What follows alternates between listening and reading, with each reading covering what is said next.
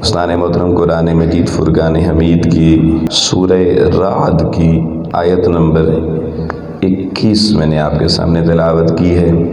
اللہ جل مجدہ نے ارشاد فرمایا والذین یصلون ما امر اللہ بہ ان یوصل۔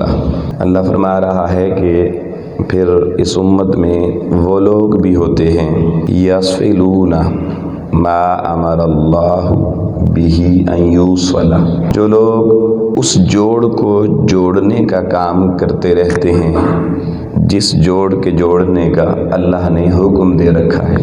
اس امت کے اندر اللہ کے وہ بندے بھی موجود ہوتے ہیں جو ہر وقت اللہ کے حکم کے مطابق جوڑنے کا کام کرتے رہتے ہیں، ٹوٹے ہوئوں کو جوڑتے ہیں، ناراض لوگوں کو راضی کرتے ہیں، بچھڑے ہوئوں کو ملاتے ہیں، دل میں قدورتیں نفرتیں بھر جانے کی وجہ سے دوریاں پیدا ہو جانے کی صورت میں ان لوگوں کا ہابی یہ ہوتا ہے، ان کا شغل اور مشغلہ یہ ہوتا ہے کہ وہ جہاں یہ قدورتوں سے دوریاں دیکھتے ہیں وہ اس کے اندر صرف اللہ کی رضا کی خاطر لوگوں کی قدورتیں دور کر کے انہیں جوڑنے کے لیے، چاہے وہ قدورتیں مذہبی فرقہ بندی کی بنیاد پر ہوں، کسی مذہبی جماعت بندی کی بنیاد پر ہوں، چاہے خونی رشتہ داری کی بنیاد پر ہوں، چاہے پڑوسیوں کی وجہ سے ہوں، تو اللہ فرماتا ہے میرے ایسے بندے دھرتی پر موجود رہتے ہیں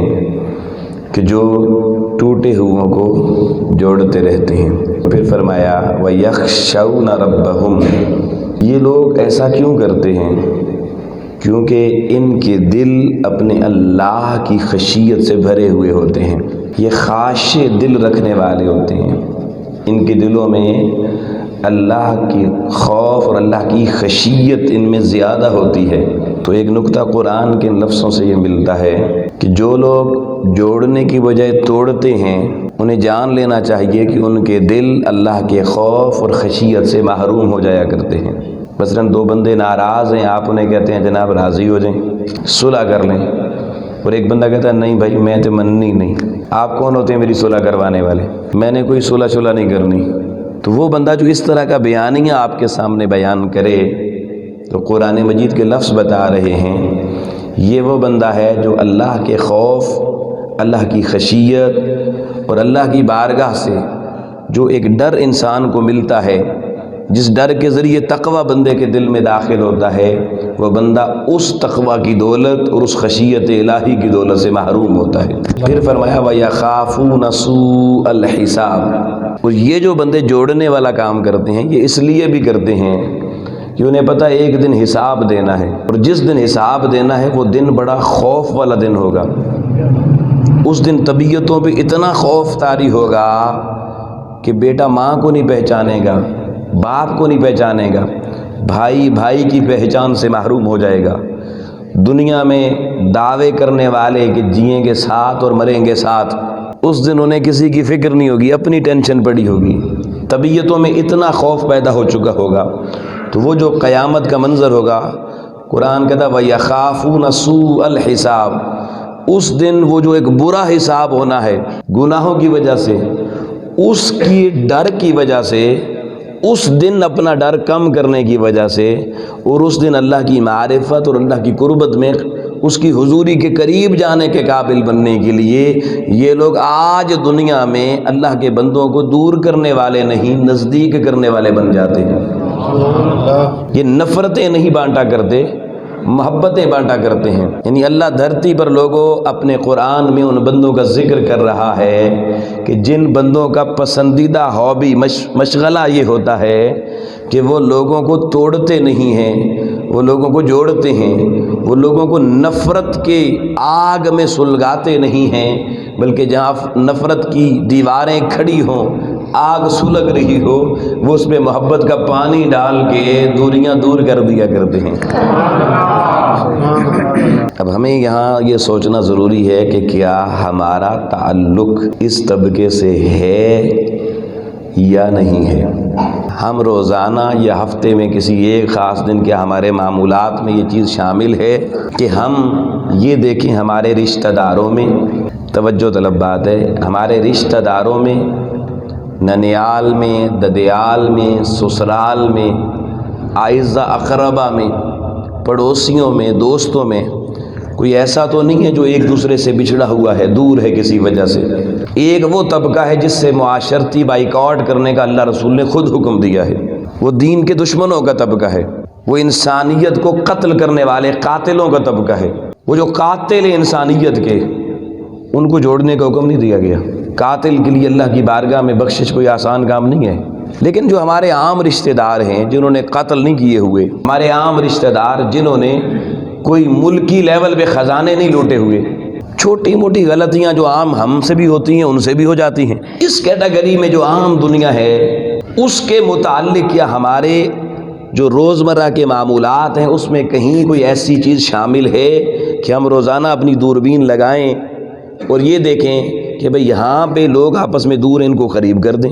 اگر ہم یہ کام کر رہے ہیں تو قرآن کے حکم کے مطابق ہمارے دل اللہ کی خشیت بھی رکھتے ہیں، اور قیامت والے دن برے حساب کا خوف ہماری طبیعت میں آج موجود ہے۔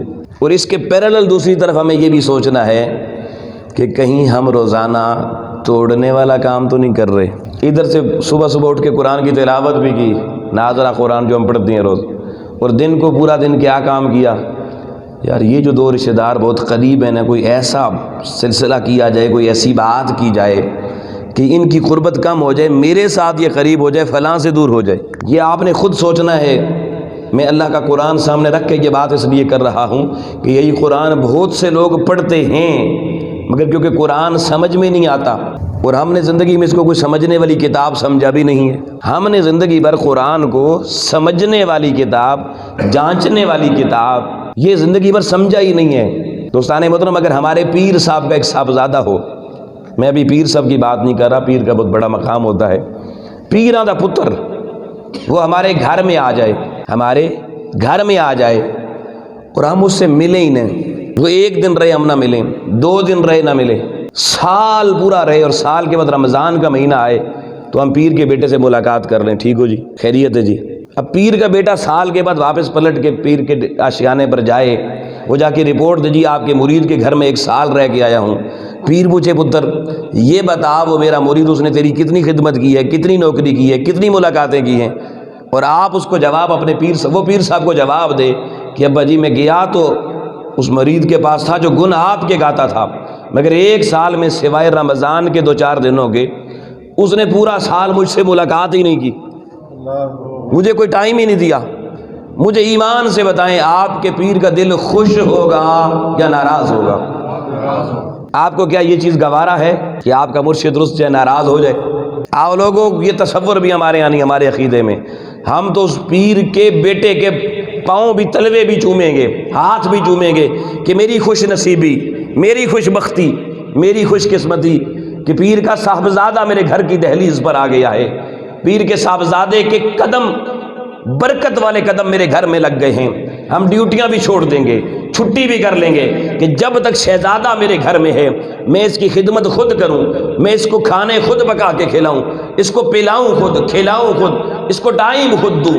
آؤ دوستان محترم، اتنا خوبصورت عقیدہ رکھنے والی قوم، اہل سنت والجماعت کہلانے والی، حنفی العقیدہ، اولیاء سے محبت کرنے والی قوم، میں آپ سے پوچھتا ہوں اگر آپ کے پیر کا بیٹا اتنا محترم ہے کہ اس کے آنے سے گھر کی برکت بڑھ جاتی ہے، آپ صبح شام اس کو سلامیاں پیش کرنا، اس کے تلوے چومنا، اس کے ہاتھ چومنا اپنے لیے باعث فخر سمجھتے ہیں، تو میں کہتا ہوں کہ اگر اب دوسری طرف توجہ میرے اس جملے کی طرف دوڑانا، ادھر پیر کا بیٹا ہے، ادھر اللہ کا کلام ہے، پیر کا بیٹا گھر میں آئے، ارے تم اس کو اپنے سر کا تاج بنا کے ماتھے پہ بٹھا لو اور اللہ کا قرآن اتر کے تمہارے گھر میں پورا سال تکتا رہے، کوئی نہ پوچھے۔ بتاؤ قیامت کو جب میرا رب اس قرآن سے پوچھے گا بتاؤ تو ان کے گھر میں رہا، انہوں نے تیرے ساتھ کیا سلوک کیا، بولو قرآن اللہ کی بارگاہ میں کتنے شکوے کرے گا؟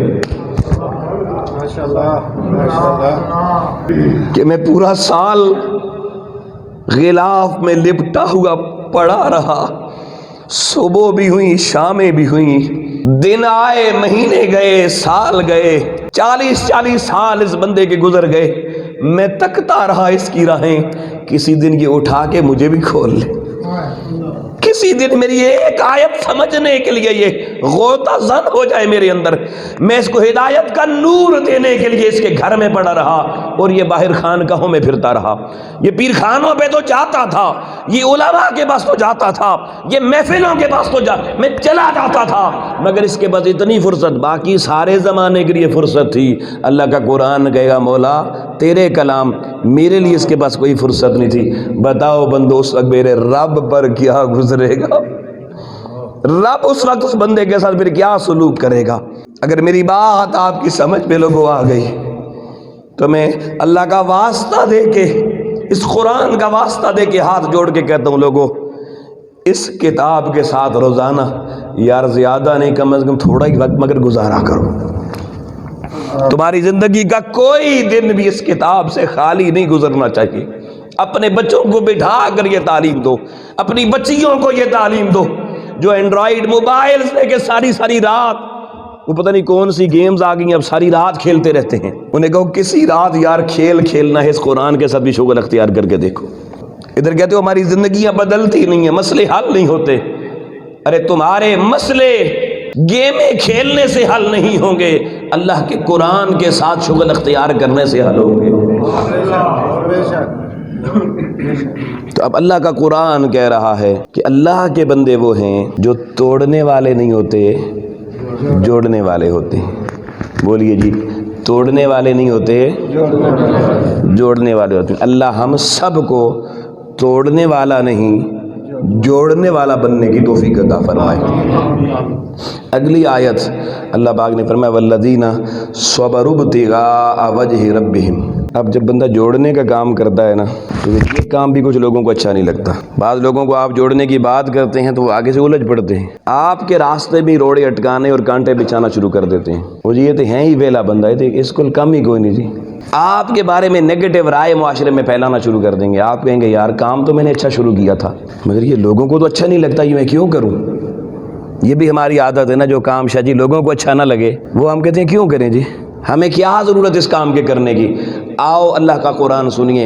अल्लाह कह रहा है वल्लज़ीना, फिर वो लोग सबरू, फिर जिन्होंने सब्र किया, जिन्होंने सब्र किया, इब्तिगा वजहि रब्बिहिम, उनके रास्ते में रोड़े अटकाए गए, उन्हें दीन मुस्तफ़ा के पैगाम, कुरान के पैगाम पर चलने से रोकने की कोशिशें की गई, रोकने के लिए मंसूबे बनाए गए, मुश्किलात पैदा की गई, तंगियां पैदा की गई, उनके कारोबार खराब करने की कोशिश की गई, उनके घरेलू हालात खराब करने की कोशिश की गई, उनके बीवी बच्चों को गलत मशवरे दिए गए। जब ये मुश्किल वक्त इस दीन मतीन पर चलने की वजह से, कुरान का पैगाम अमली तौर पर पहुंचाने की वजह से जब ये मसाइल आए तो उन्होंने इन मसाइल से वो टकराना नहीं शुरू हो गए, लोगों से उलझना नहीं शुरू हो गए। उन्होंने जो काम कुरान का बताया हुआ शुरू किया वो करते रहे, और जो मुश्किलें आई उन्होंने मुश्किलों को अपना ज़र्फ चौड़ा करके, सीना चौड़ा करके,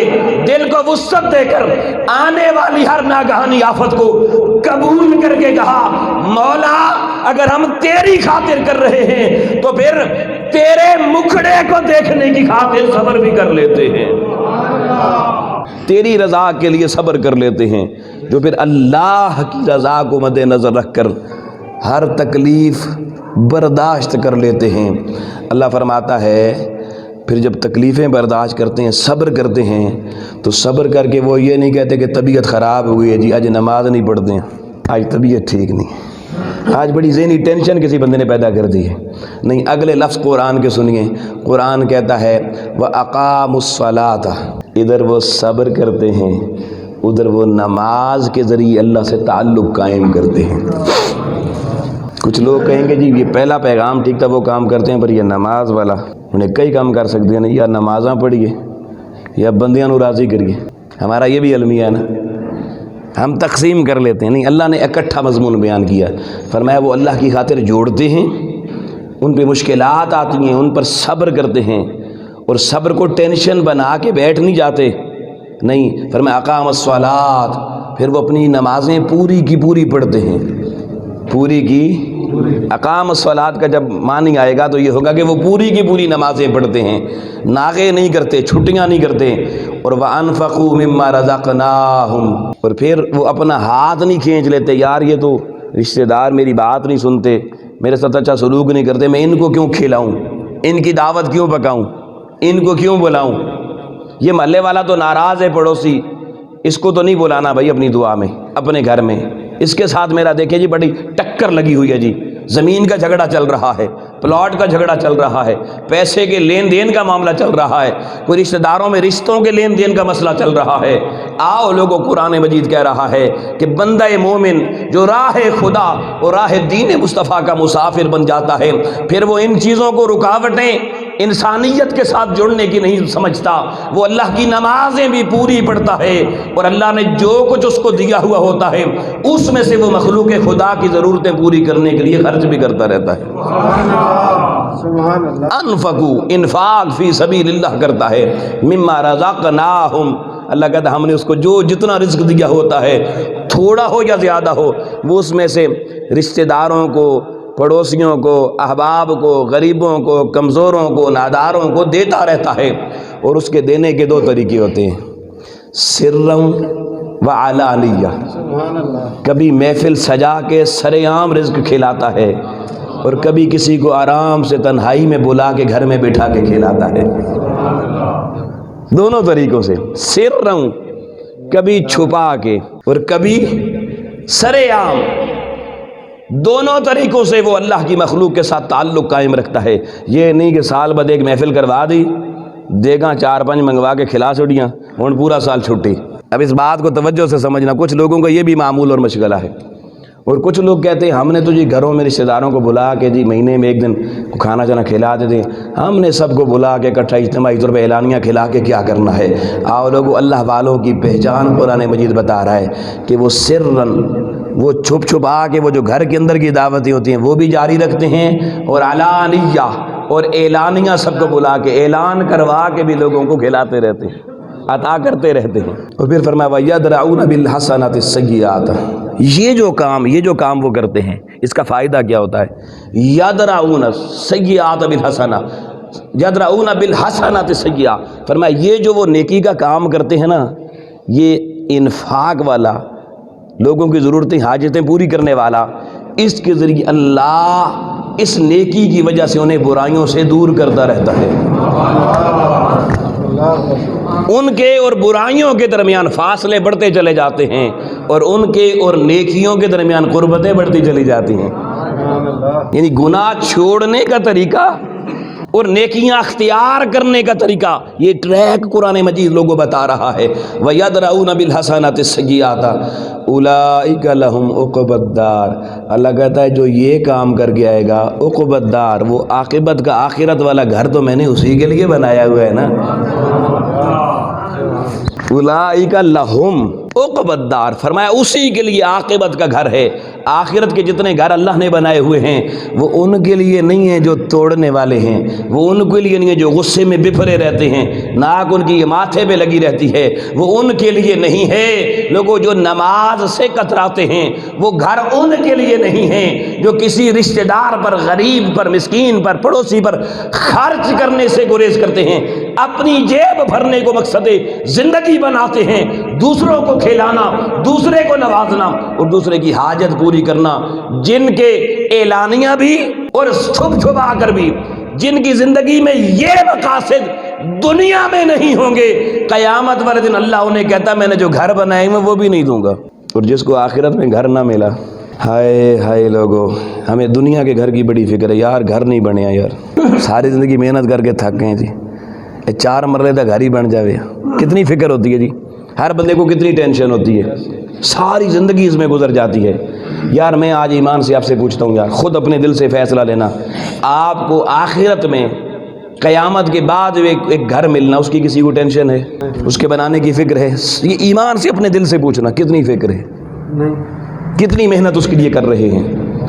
یار میں کہتا ہوں زیادہ نہیں تو کم سے کم جتنے دنیا کے گھر کی فکر ہے، کم سے کم اتنی فکر آخرت کے گھر کی بھی شروع کر دو، کم سے کم۔ وہ اللہ والے کے پاس بندہ گیا تھا نا جی نصیحت کریں، انہوں نے کہا تھا کہ اگر اللہ کو اپنے سے بہتر نہیں سمجھ سکتا تو کم سے کم اپنے جیسا ہی سمجھ لے۔ اس نے کہا لا حول ولا قوت الا باللہ العلی العظیم، حضرت اللہ کو اپنے جیسا سمجھو۔ حضرت جی نے کہا تیری مرضی، وہ لا حول ولا قوت پڑھتا وہ چلا گیا۔ حضرت نے بھیس بدلا، سائل بنے، اور دوپہر کو وہ بندہ اپنے صحن میں بیٹھا مولانا روٹی کھا رہا تھا، حضرت دروازے پر آئے، دروازہ کھٹا کر اللہ کے نام پہ بابا کچھ کھانے کے لیے دے دو۔ اس کے سامنے باسی کھانا بھی پڑا ہوا تھا، تازہ بھی پڑا ہوا تھا۔ اس نے بیگم کو کہا ادھر آپ حلیے لوگے، یہ جو باسی ہے یہ اٹھا کے مانگنے والے کو دے دے۔ جب باسی ان بابا جی تک پہنچا، انہوں نے اپنا روپ بدلا اور آواز گئی مولانا آپ میرے سے کلام بھی کر، میں آپ سے بات بھی کرنا چاہتا ہوں۔ اس نے کہا جی آپ وہ حضرت میرے دروازے پر، کہا تو میرے پاس نصیحت لینے آیا تھا، میں نے تجھے کہا تھا اللہ کو اگر اپنے سے بہتر نہیں سمجھ سکتا تو اپنے جیسا سمجھ لے، تو نے لا حول ولا قوت پڑھتا ہوا آ گیا تھا۔ آج میں نے تیرے دروازے پر اللہ کے نام پر اللہ کی خاطر سوال کیا کہ اللہ کے لیے مجھے کھانا دے دے، دیکھ تو نے اپنے لیے فریش تازہ پسند کیا، اللہ کے لیے باسی پسند کیا۔ بتا اللہ کو اپنے برابر کبھی سمجھا؟ اللہ کے ساتھ کوئی برابری نہیں ہے۔ لیکن سمجھانے کے لیے بعد میں بھی کہہ رہا ہوں دوستان محترم، جتنا آپ کو دنیا کے گھر کی فکر ہے یار، کم سے کم اتنی فکر آخرت کے گھر کی بھی اپنے اندر پیدا کر لیں، اور کبھی اپنی اولادوں کو بٹھا کر یہ درس بھی دو۔ ماں باپ کبھی کبھی اولاد کو بٹھاتے ہیں نا، فلانے پیسے فلانے اتنے، فلانے کو لینے اتنے، فلانے کو دینے، یہ ساری چیزیں بتاتے رہتے ہیں، اے فلانی جگہ تے پلاٹ ہے، دکانان، اتنا کرایہ اتنا کرایہ۔ یار میں کہتا ہوں کبھی آپ نے اولادوں کو بٹھا کر یہ والا روٹ بھی سمجھایا؟ اس گھر کی بھی ٹینشن انہیں آپ نے دینے کی کوشش کی کہ بچوں اس گھر کی بھی فکر کرو جہاں جا کے ہمیشہ رہنا ہے۔ اچھا گھر نہ ملا، دنیا میں تو رینٹ کے گھر میں گزارا ہو جائے گا، قیامت میں رینٹ والا گھر دستیاب نہیں ہوگا۔ آپ کہیں اللہ اپنی جنت میں سے رینٹ ہاؤس ہائرنگ کروانا چاہتا ہوں، وہ کہے گا نہیں یہ دنیا میں تھا، یہاں کوئی نہیں ہے، یہاں دوسرا خانہ ہے۔ فی نار جہنم خالدین فیہا ابدا، درمیان والا کھاتا نہیں ہے۔ آؤ دوستان محترم، قرآن مجید پھر کہتا ہے کہ وہ جو عقبت دار آخرت کا گھر ہوگا وہ کیسے ہوں گے؟ جنات عدن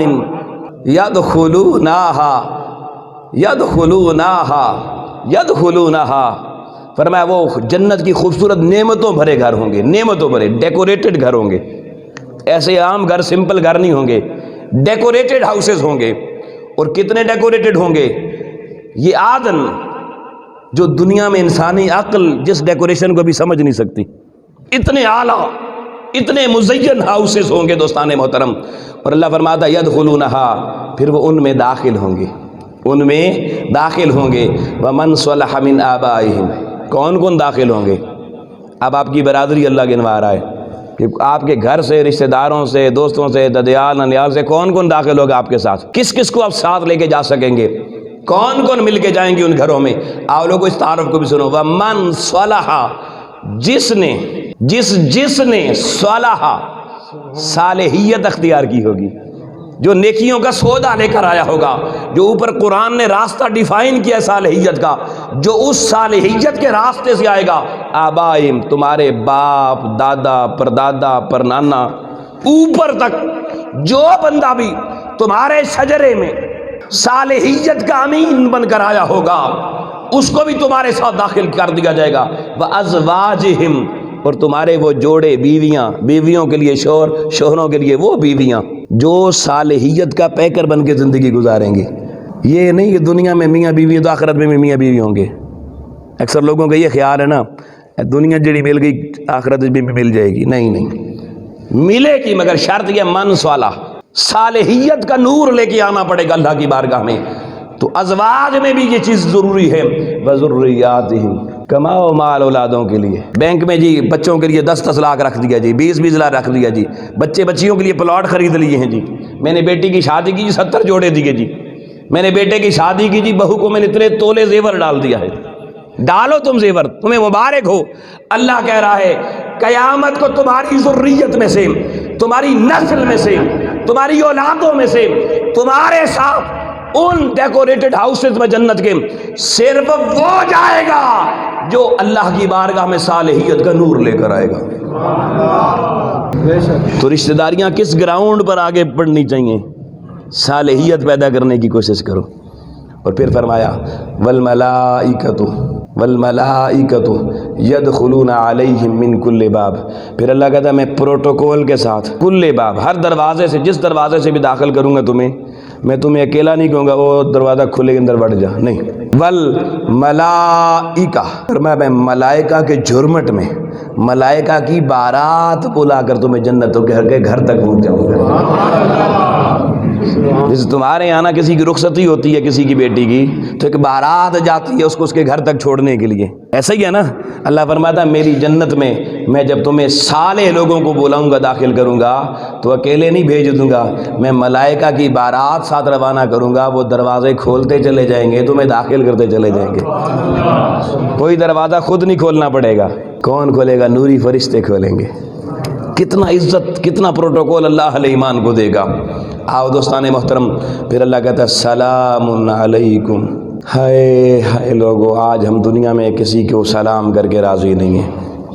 سلام بھی مرضی کا، جو ہمیں پسند اس کو سلام کرنا، یہ نہیں دیکھنا اللہ کو کون پسند ہے۔ مگر اللہ کہتا ہے دنیا میں سلامتی والے بن جاؤ، لوگوں کو قریب کرنے والے بن جاؤ، مصیبتوں پہ، رشتہ داروں کی طرف سے آنے والی پریشانیوں پہ صبر کرنے والے بن جاؤ، اور نمازیں پڑھنے والے بن جاؤ، اور اللہ کی راہ میں خیرات کرنے والے بن جاؤ، کھلانے والے، دینے والے، صرف لینے والے نہیں، دینے والے بن جاؤ، میں تمہیں جنتوں میں پروٹوکول سے داخل کروں گا، ملائکہ کی بارات کے ساتھ داخل کروں گا۔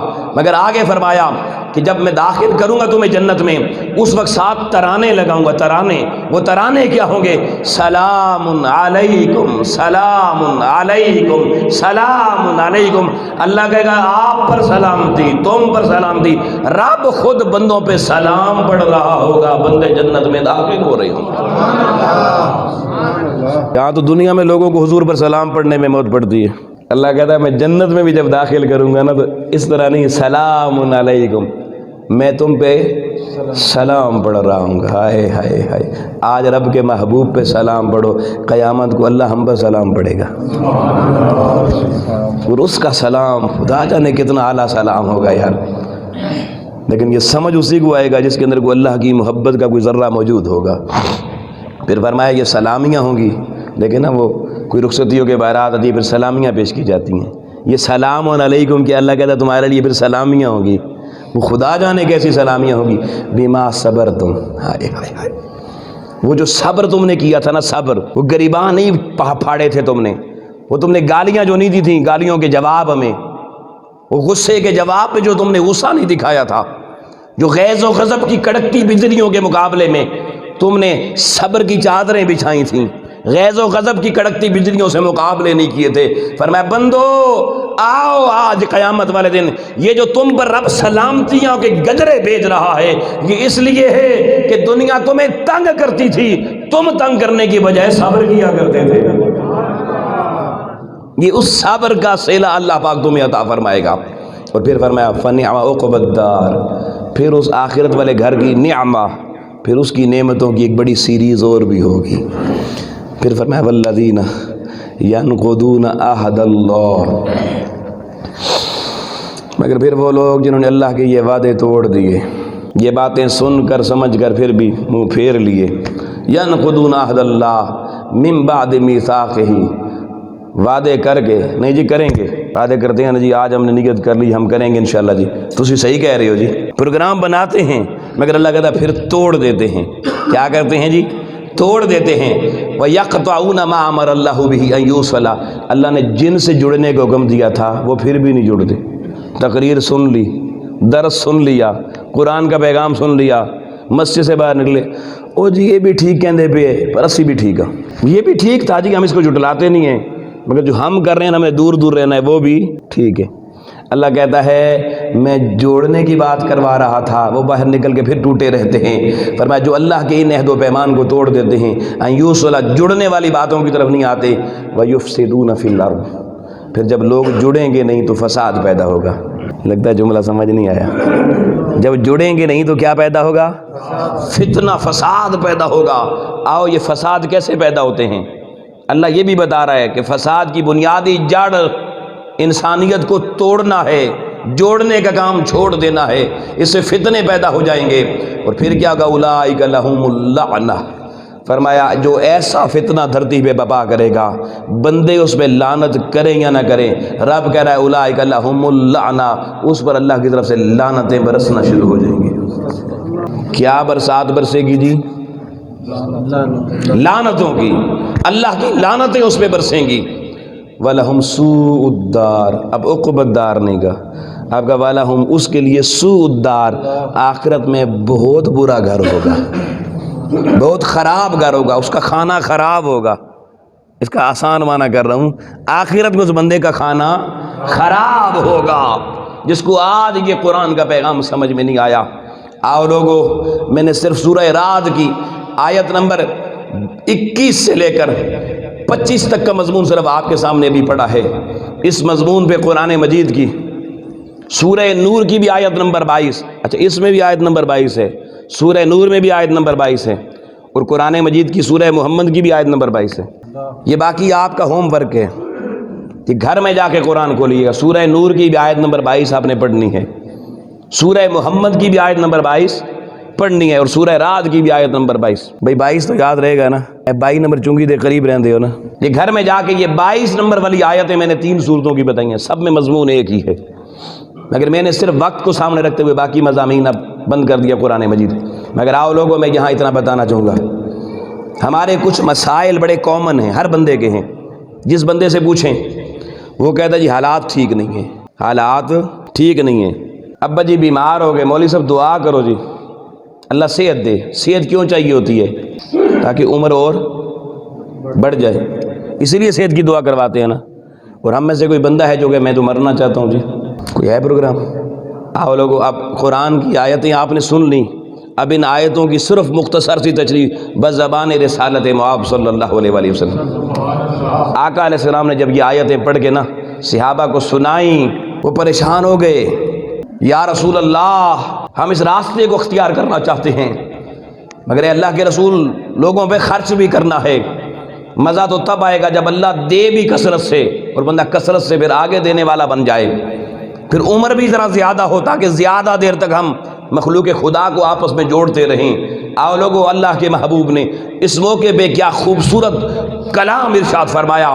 آپ نے فرمایا من احب ان یبسط له رزقہ وینسع له فی اثرہ فلیصل رحمہ۔ فرمایا اے میری امت سن لو، تمہارا نبی اعلان کر رہا ہے جو میرا امتی یہ چاہتا ہے کہ اس کی عمر بھی لمبی ہو، وسعت والی ہو، اور اس کے رزق میں بھی اتنی وسعت آئے کہ بے حساب رزق اس کو ملے۔ امام الانبیاء فارمولہ دے رہے ہیں الجبرے کے کلیے کی طرح۔ فرمایا سنو میرے قیامت تک آنے والی امتیوں، جو رزق بڑھانا چاہتا ہے، عمر بڑھانا چاہتا ہے، فلیصل رحمہ، اسے چاہیے کہ اپنے رشتہ داروں کے ساتھ صلہ رحمی کرنے والا بن جائے۔ صلہ رحمی، قطع رحمی نہیں۔ قطع رحمی کہتے ہیں رشتہ داریوں کو کاٹ دینا، اور صلہ رحمی کہتے ہیں رشتہ داریوں کو جوڑ کے رکھنا۔ اب جو بندہ یہ چاہتا ہے عمر میں برکت پڑ جائے، مال میں برکت پڑ جائے، دیکھیں نا ہر بندے کی اتنی طلب تو ہے نا کہ عمر بھی یار ٹھیک ہو، صحت مند قسم کی اچھی زندگی ہو، لمبی ذرا لانگ لائف ہو، اور ہر بندہ چاہتا ہے ذرا پیسے سے بھی ٹھیک ہو، مشکل میں نہ پڑوں۔ تو آؤ لوگوں، آقا علیہ السلام نے یہ نہیں کہا تمہیں پی ایچ ڈی کی ڈگری لینی پڑے گی، آقا علیہ السلام نے یہ نہیں کہا کہ تمہیں جا کے ویلڈنگ کا کام سیکھنا پڑے گا، حضور علیہ السلام نے نہیں فرمایا تمہیں جا کے سافٹ ویئر انجینئرنگ کا کورس کرنا پڑے گا۔ کہہ سکتے تھے مگر آقا نے نہیں کہا۔ یار ہم نے باقی سارے زمانے کے کام پکڑ لیے، ساری ڈگریاں، سارے کورس، ساری نوکریاں، سارے دندے، ساری ٹھیکیداریاں، ساری دکانیں، سارا معاشرہ یہ کر رہا ہے، مگر آؤ میرے محبوب نے تو رزق کی وسعت کا فارمولہ کسی ٹھیکیداری میں نہیں بتایا تھا، رزق کی وسعت کا فارمولہ کسی شاپنگ سینٹر کی وسعت کی صورت میں نہیں بتایا تھا۔ میرے آقا کریم علیہ السلام نے رزق، برکت والے رزق کی وسعت کا فارمولہ کسی بڑے اسکیل کی نوکری اور ڈگری میں نہیں بتایا تھا۔ آقا نے فرمایا تھا میری امتیو تم اپنے خونی رشتوں کو مضبوط کرنا، ان کو جوڑ کے رکھنے والا بن جانا، اللہ تمہیں رزق کی وسعتیں عطا فرما دے گا۔ ہم دنیا کے دیے ہوئے، مغرب کے دیے ہوئے، ویسٹ کے دیے ہوئے فارمولے مان رہے ہیں، مگر امتی رسول کے کہلا کر بتاؤ ہم میں سے کتنے جو رسول کا دیا ہوا یہ فارمولہ اپنی زندگی میں اپلائی کر رہے ہیں؟ پھر کہتے ہیں جی غلام ہیں رسول کے غلام ہیں۔ خاک غلام ہیں؟ غلام تو وہ ہوتا جو اپنے آقا کی مرضی اور اشارے پہ چلتا ہے۔ اب آپ میں سے ذرا یہاں تھوڑی دیر چشمے تصور میں آپ ہے کہ ذرا سوچیں کہ آپ کے جو رشتہ داریوں کا سرکل ہے، کیا سارے آپ سے خوش ہیں؟ آپ ان سے خوش ہیں؟ ابھی ایک لمحے میں فیصلہ ہو جائے گا کہ حضور علیہ السلام کا دیا ہوا فارمولہ کتنے گھروں میں چل رہا ہے۔ میں نے کوئی مشکل فارمولہ تو نہیں بتایا نا جی؟ نہ جیومیٹری کا فارمولہ بتایا، نہ ٹریگنومیٹری کا بتایا، نہ الجبرے کا بتایا، بالکل سو سمپل بتایا۔ آقا نے فرمایا اپنی رشتہ داریاں جوڑ کے رکھنا، ٹوٹنے نہ دینا، اللہ کریم کی ذات عمر میں بھی برکت دے گا، مال میں بھی برکت دے دے گا۔ اور آخری بات دوستان محترم، یہ اللہ کی کتاب میرے سامنے پڑی ہے، یہ ہمارے پاس سندھ کی وادی ہے، سندھ کراچی کا واقعہ ہے۔ ایک ہندو گھرانہ تھا، میاں بیوی تھے، ان کی شادی کو کچھ عرصہ گزر گیا تھا، کئی سال۔ اچانک جو شوہر تھا نا اس کو کینسر ہو گیا، ڈاکٹر نے لا علاج کر دیا، بلڈ کینسر۔ وہ اپنے گھر میں آیا، اس نے اپنی بیگم کو بلایا اور کہا بس ہندو شوہر، وہ کہنے لگا بس میری عمر ختم ہو گئی۔ ڈاکٹروں نے کہا تو چند دنوں کا مہمان ہے، ہم نے تو بڑے لمبے پلان بنائے تھے اکٹھی زندگی گزارنے کے، پر اب زندگی کے خواب ٹوٹتے نظر آ رہے ہیں۔ اور اس کے بعد وہ رو پڑا لوگوں، جب وہ رویا اس کی بیگم کہنے لگی کہ میرے شوہر میرے سے وعدہ کرو کہ میں ایک بات کہوں گی وہ تم نے ماننی ہوگی، پکا تہیہ کرو، پکا وعدہ کرو، اگر تم وہ بات مانو گے میرے پاس ایک فارمولہ ایسا ہے کہ میں وہ اپناؤں گی اور تو صحت مند ہو جائے گا۔ اس نے کہا پل یہ لو کہ ڈاکٹر بڑے بڑے، اسپتال بڑے بڑے ناکام ہو گئے، تو کیا کرے گی؟ اس نے کہا بس وعدہ کرنا تیرا کام ہے، اگلا کام میرا کام ہے۔ جب اس نے دیکھا ایک طرف موت ہے، ایک طرف اتنی بڑی بشارت سنائی جا رہی ہے گھر والی کی طرف سے، ہندو جو بظاہر بیگم نظر آ رہی ہے، اس نے کہا جی ٹھیک ہے میں وعدہ کرتا ہوں جو بات تو کہے گی میں مانوں گا، مگر ایسا کر مجھے وہ فارمولہ بتا۔ اس نے کہا بتاؤں گی نہیں کروں گی۔ کہا کر۔ اس نے اتنے میں پانی کا ایک گلاس منگوایا، یوں سامنے رکھا اور اس کے اوپر کچھ پڑھنا شروع کی۔ وہ پڑھتی رہی اور پڑھ کے اس نے پھونک ماری اور کہا یہ پی لے۔ اس نے پی لیا جی۔ اب اس نے وہ جگ بھر کے رکھ دیا وہی جو کچھ پڑھا اور کہا اب تو نے دوسرا پانی نہیں پینا، یہی پینا ہے۔ وہ چند دن تک اس کو پانی پلاتی رہی، ہفتہ گزرا، اس کی صحت دوبارہ بحال ہونا شروع ہو گئی۔ جب صحت بحال ہونا شروع کی اس نے کہا جا ٹیسٹ کروا۔ وہ گیا، اس نے آغا خان لیبارٹری کراچی سے ٹیسٹ کروایا، رزلٹ آیا نو بلڈ کینسر۔ اس نے بیگم کو بتایا، اس نے کہا کیا پتہ ٹیسٹ رپورٹ اس لیبارٹری کا صحیح نہ ہو، ذرا شوکت خانم میں چلا جا، وہاں سے بھی ٹیسٹ کروا لے، وہ ذرا کینسر کی اچھی لیبارٹری ہے۔ وہ وہاں چلا گیا، اس نے دوبارہ ٹیسٹ کروایا، وہاں سے رپورٹ آئی نو بلڈ کینسر۔ لوگوں دھرم کا ہندو ہے، حیران ہو گیا۔ وہ اپنی بیگم سے کہنے لگا اللہ کا شکر ہے صحت پلٹ آئی ہے، فارمولہ تو بتا تو نے کیا کیا ہے؟ اس نے کہا پہلے جو وعدہ وہ پورا کر، فارمولہ بعد میں بتاؤں گی۔ اس نے کہا بتا فارمولہ، وعدہ۔ اس نے کہا وعدہ تو نے یہ کیا تھا کہ میں تیری بات مانوں گا جو تو کہے گی۔ اس نے کہا پھر میں اب کہوں؟ اس نے کہا کہہ دے۔ اس نے کہا پھر کلمہ محمد مصطفیٰ کا پڑھ۔ اس نے کہا یہ کیسی بات تو کر رہی ہے، مجھے تجھ سے یہ بات کی توقع تو نہیں تھی۔ اس نے کہا یہ باتیں بعد میں ہوں گی، وعدہ پورا کر، نہیں تو صحت والے چکر پھر گھوم جائے گا۔ اب ادھر موت کا خطرہ تھا۔ اس نے کہا چل پھر وعدہ کیا ہوا ہے پڑھا دے۔ اس نے جب کلمہ اس کو پڑھایا نا، اس نے کہا ہاں تجھے کلمے آتے ہیں؟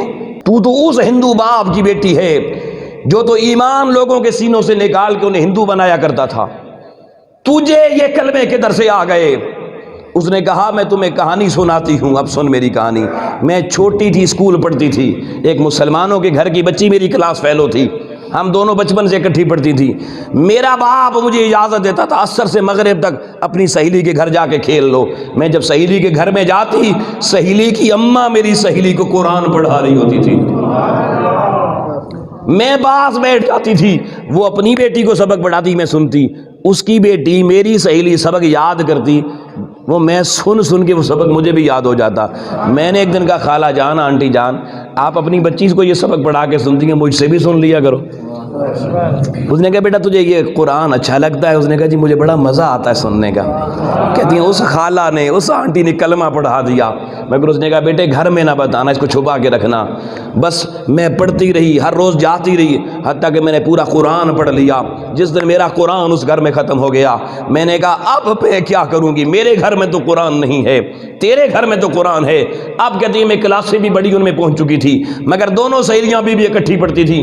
کہتے ہیں اس محلے والی خاتون نے، میری سہیلی کی اس قرآن پڑھانے والی ماں نے مجھے کہا بیٹا تجھے آج ایک تحفہ دیتی ہوں، اگر زندگی میں کوئی بیمار ہو جائے تیرے گھر میں، جس کو زمانے کی ہسپتال ریجیکٹ کر دے وہ ٹھیک نہیں ہو سکتا، تو ایسا کرنا پانی کا گلاس سامنے رکھنا، قرآن مجید کی سورہ الانشراح الم نشرح لک صدرک ووضعنا عنک وزرک الذی انقض ظہرک ورفعنا لک ذکرک، یہ سورت پڑھ کے دم کر کے اس کو پلا دینا، اللہ تعالیٰ اس مریض کی مرض دور کر دے گا۔ فارمولہ مل چکا تھا، سوچتی تھی اپلائی کہاں کروں گی، میری شادی طے ہو گئی تیرے ساتھ، میں سوچتی تھی اندر ایمان ہے بتا نہیں سکتی، شادی ہندو سے ہو گئی ہے، رخصتی ہو گئی تیری آنگن میں آ گئی، اللہ نے تجھے بیماری لگا دی اور دنیا کے اسپتالوں نے تیرا علاج کرنے سے انکار کر دیا، تجھے موت کی خبر سنا دی۔ اب جب تیرے سامنے موت کے علاوہ کوئی چیز نہ بچی، تو نے مجھے جب موت کی خبر سنائی اور پریشان ہوا، میں نے تجھ سے وعدہ لے لیا، دیکھ میں نے سہیلی کی ماں کا دیا ہوا فارمولہ اپنایا ہے، اللہ نے تجھے صحت دے دی ہے، اور صحت کے ساتھ محمد کو اترنے والے قرآن کے صدقے اللہ نے تجھے ایمان کی دولت بھی دے دی ہے۔ اس وقت سندھ کی وادی میں وہ گھرانہ اہل اسلام کا بہترین پریچر ہے، اور اللہ کا شکر ہے جس استاد کے ساتھ میری نسبت ہے اس گھرانے کی بھی اسی استاد کے ساتھ نسبت ہے۔ لوگوں یہ قرآن کا فیض ہے۔ اب میں نے فارمولہ آپ کو بتا دیا کہ آپ کو پتا تھا یار اس قرآن کے فارمولے تو ہندوؤں پر اپلائی ہوئے، ان کی صحتیں بحال ہو گئیں اور ہم دھکے کھا رہے ہیں۔ آؤ اللہ کی بارگاہ میں دعا کریں، مالک و مولا ہمیں قرآن کے ان رازوں کے ساتھ جڑ جانے کی توفیق عطا فرما، قرآن کے اس نور کو اپنے اس دل میں اتارنے اور قرآن کے ساتھ اپنی نسلوں کو جوڑنے اور پھر جوڑ کے اس پر استقامت سے رہنے کی توفیق عطا فرما۔ وآخر دعوانا الحمدللہ۔